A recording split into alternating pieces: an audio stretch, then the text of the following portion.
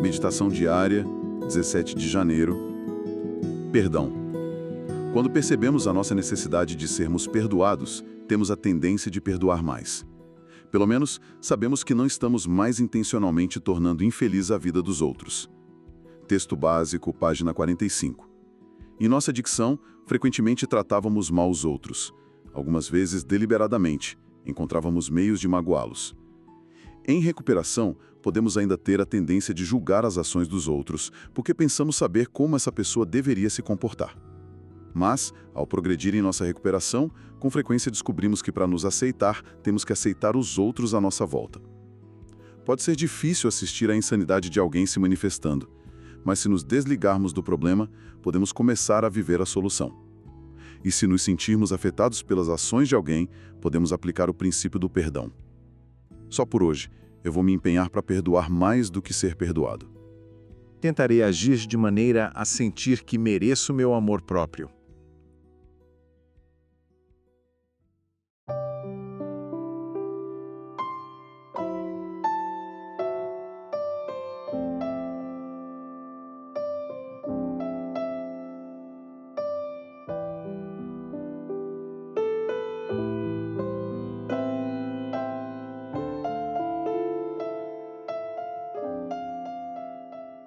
Ok, vamos lá. Essa leitura de hoje, sobre perdão. O que me pega de cara é que o ponto de partida é totalmente contraintuitivo. Totalmente. Pra gente aprender a perdoar, a primeira coisa que o texto faz é lembrar do mal que eu fiz. É quase, sei lá, um soco no estômago.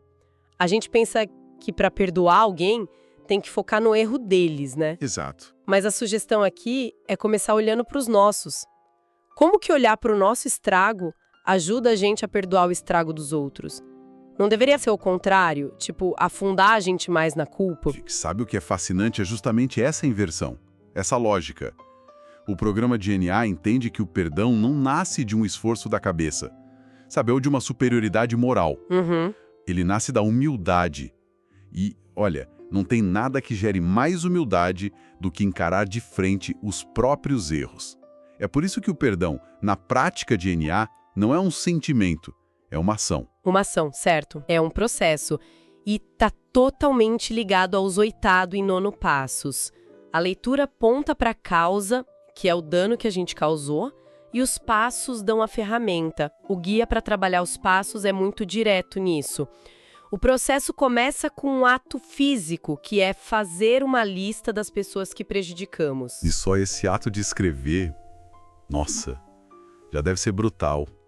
Porque uma coisa é ficar com os erros na cabeça, onde a gente distorce, justifica. A gente esquece. Exato. Outra bem diferente é botar no papel. Preto no branco, papel não mente, né? Ele fica ali, te encarando. O papel não mente, exatamente. Ele transforma aquela culpa abstrata em responsabilidade concreta. É o primeiro passo para sair do ciclo da negação. Entendi. E é nesse momento, olhando para essa lista, que a frase da leitura ganha vida, sabe? Quando percebemos a nossa necessidade de sermos perdoados. Você olha para aquilo e a necessidade de perdão se torna palpável, enorme. Sei. Você não está mais numa posição de superioridade para julgar ninguém. Você está no mesmo barco que todo mundo. Um ser humano falho, que causou danos e que precisa, desesperadamente, de uma segunda chance. Essa humildade é o solo fértil, sabe? Onde o perdão começa a crescer. Tá, a lista coloca a gente no nosso lugar. Mas e depois? A lista por si só não conserta nada. É aí que a ação entra, imagino. E a literatura é bem forte nisso, né? Não é só pedir desculpa. Nem um pouco. E essa talvez seja uma das distinções mais importantes do programa. O 9º passo é sobre fazer reparações. Não é só pedir desculpas. Reparações. Isso. O guia para trabalhar os passos destaca que reparações significam mudança, não apenas pedir desculpas. Um pedido de desculpas é verbal, é rápido. Uma reparação é uma mudança de comportamento.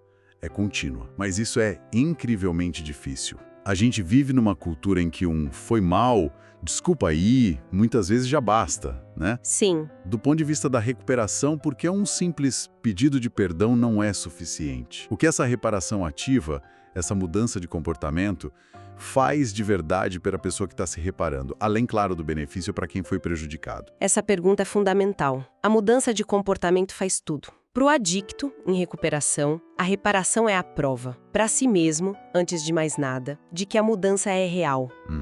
Na adicção ativa, nossa palavra não valia nada. A gente prometia mudar e não mudava. A reparação, pela ação, reconstrói a nossa integridade, a nossa autoconfiança. Faz sentido. Ao mudar o comportamento que causou o dano, a gente está dizendo para o universo, e principalmente para nós mesmos, eu não sou mais aquela pessoa. Eu levo minha recuperação a sério. Isso liberta a gente da prisão do passado de um jeito que, olha, 1000 pedidos de desculpa jamais conseguiriam. Nossa. As reparações diretas, cara a cara, são descritas como um meio poderoso de crescimento espiritual, porque elas forçam a gente a encarar as consequências das nossas ações com coragem, com humildade, e fazendo isso, a compaixão que a gente desenvolve por nós mesmos, ela transborda. E aí fica mais fácil perdoar os outros. Entendi. A chave é essa humildade que vem de olhar os próprios erros, assumir a responsável e agir. Mas essa mesma humildade, ela é testada todo dia, quando a gente vê os erros dos outros. Principalmente o que a leitura chama de a insanidade de alguém se manifestando. Sim, sempre. Minha reação instintiva é julgar, é apontar o dedo, querer dar conselho, consertar. Como o programa ajuda a gente a não cair nessa armadilha do julgamento? Então, se a gente conectar isso com o programa como um todo, a ferramenta para não cair nessa armadilha não é a indiferença, é a aplicação de princípios espirituais. O livro Isto Resulta Como e Porquê, quando explica a terceira tradição, ele dá uma lente poderosa para isso. A terceira tradição. Basicamente, ela diz que a única coisa que importa para pertencer ao grupo é o desejo de parar de usar. Não diz que a pessoa tem que ser legal ou se comportar como eu acho certo. Ou ter a minha opinião. Exato. Ou seja, ela nos força a abandonar o papel de juiz. Tira a gente do pedestal. Exatamente. Tira do pedestal de juízes do comportamento alheio e nos coloca no mesmo nível, como companheiros. A tradição convida a gente a praticar a tolerância, o amor incondicional, lembrando que a nossa tarefa não é consertar os outros, é apoiar o desejo de recuperação. Isso é libertador. É libertador. O desligamento que a leitura fala não é sobre não se importar, mas sobre entender o que está e o que não está no nosso controle. O comportamento do outro não está. A minha reação, sim. Faz todo sentido na teoria. Mas e quando essa insanidade do outro me afeta diretamente? É fácil falar em desligamento quando é estranho. Mas e quando é alguém próximo? Um familiar, um amigo? Sim, aí complica. A gente se sente no direito de opinar, de julgar. A linha fica muito tênue. Como a gente aplica isso na prática sem virar um capacho ou uma pessoa fria? Aí é que entra outra ferramenta prática. Uma mudança de perspectiva que o Guia para Trabalhar os Passos descreve de um jeito brilhante. Ele diz assim: conceder o benefício da dúvida torna-se uma segunda natureza para nós. Conceder o benefício da dúvida. Isso, uma mudança radical para um adicto. Em vez de assumir o pior, de ver conspirações em tudo, a gente começa a praticar a crença de que os outros, assim como nós, normalmente desejam o bem, mesmo que os atos pareçam insanos. Nossa, isso é... É praticar a humildade, é reconhecer que a gente não sabe o que se passa no coração ou na mente da outra pessoa, entende? E isso desarma a gente, né? Porque o julgamento vem de um lugar de certeza, de achar que a gente entendeu tudo da situação. Perfeitamente. E o princípio do anonimato, como a meditação de 23 de fevereiro do Só por Hoje lembra, é outra ferramenta cirúrgica para isso. Ele ensina a gente a focar nos princípios e não nas personalidades. Focar nos princípios. Quando o comportamento de alguém está tirando a gente do sério, o anonimato permite dar um passo para trás e perguntar: qual princípio eu posso aplicar aqui? Paciência, tolerância, amor. A gente se desliga da pessoa e se conecta com a solução do programa. Não é ignorar o problema, é escolher a lente para enxergar. Certo. Então, a gente faz a grande faxina com os passos 8 e 9. aprende a usar essas ferramentas para lidar com os outros no dia a dia. Mas a vida continua, né? As pessoas continuam irritando e, mais importante, a gente continua pisando na bola. Sempre. Eu sinto que, sem uma manutenção, em pouco tempo eu teria uma lista nova, enorme, para um 8º passo. Tem algum mecanismo para fazer essa limpeza em tempo real? Para não deixar sujeira acumular de novo? Sim, e essa é a beleza do programa.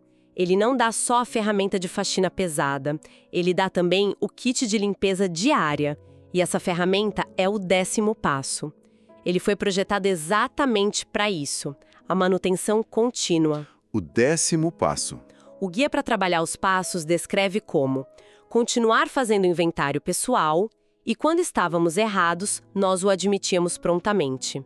A palavra-chave aqui, que muda o jogo, é prontamente. Não é admitíamos quando desce ou quando a poeira baixasse. É prontamente. Imediatamente. Isso, é uma prática de agilidade espiritual. Se eu fui impaciente com alguém às 10 da manhã, o 10º passo me incentiva a reconhecer isso e, se for o caso, admitir meu erro para a pessoa o mais rápido possível. Pode ser um simples desculpe, eu fui grosseira agora há pouco. Essa ação imediata impede que uma pequena faísca de erro vire uma fogueira de ressentimento. É como limpar um pingo de café que caiu no chão na hora, sabe? Em vez de deixar manchar para ter que esfregar por horas depois. É uma ótima analogia. E a meditação de 22 de fevereiro do Só por Hoje parece adicionar uma camada preventiva a isso, sugerindo que a gente avalie cada ação com a pergunta: é a vontade de Deus ou a minha? Parece um jeito de evitar que o café caia no chão. É a bússola interna. Essa pergunta ajuda a gente a pausar antes de agir, a alinhar nossas ações com os princípios. Com o tempo, essa pausa se torna mais natural e a gente acaba gerando menos situações que exigem perdão mais tarde. E todo esse processo de autoconsciência, de reparação, de manutenção, ele culmina naquela frase final da leitura, que é a grande promessa. A recompensa, né? A recompensa por todo esse trabalho. Tentarei agir de maneira a sentir que mereço o meu amor próprio. E essa conexão é o ponto central. Eu sempre achei que amor próprio era algo que a gente precisava sentir primeiro para depois agir de forma saudável. Mas aqui a ordem parece invertida. Totalmente. A gente age de uma certa maneira para merecer e, como consequência, a gente passa a sentir esse amor próprio. Como que isso funciona na prática? Funciona porque, pro adicto, os sentimentos são traiçoeiros, inconstantes. Basear a recuperação em sentimentos é construir uma casa na areia. O programa ensina a gente a construir na rocha das ações. Ações estimáveis. Exato. O amor próprio não é um estado de espírito que surge do nada. Ele é o resultado direto de ações estimáveis. E o mais interessante é que o processo de reparação não é só para os outros.